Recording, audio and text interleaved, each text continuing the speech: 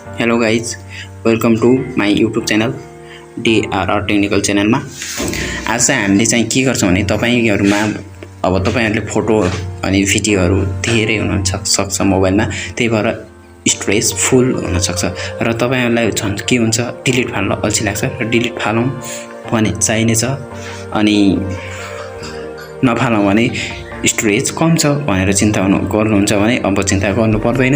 यो DRR technical च्यानलले सम्पूर्ण प्रोसेस सिकाउनेछ र आज चाहिँ हामी त्यही विषयमा कुरा गर्दैछौँ र त्यो चाहिँ एउटा एप्लिकेसन हो।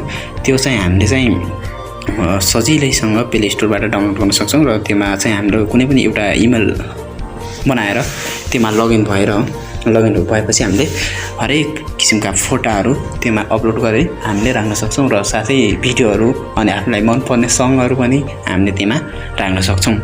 र गाइज अब चाहिँ हामी प्ले स्टोरमा गइन्छौँ। त्यो जानुभन्दा पहिला यस च्यानललाई सब्स्क्राइब अनि सँगै भएको बेल आइकनलाई अल नोटिफिकेसनमा राख्न म अनुरोध गर्दछु, किनकि यस्तै भिडियोहरू पुनः हेर्न पाउनुहुनेछ।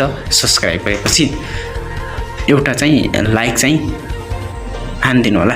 अब चाहिँ हामी जान्छौँ प्ले स्टोरमा। यसरी प्ले स्टोरमा गइसकेपछि हामीले चाहिँ यहाँ सर्च गर्नुपर्ने हुन्छ 100 GB फ्री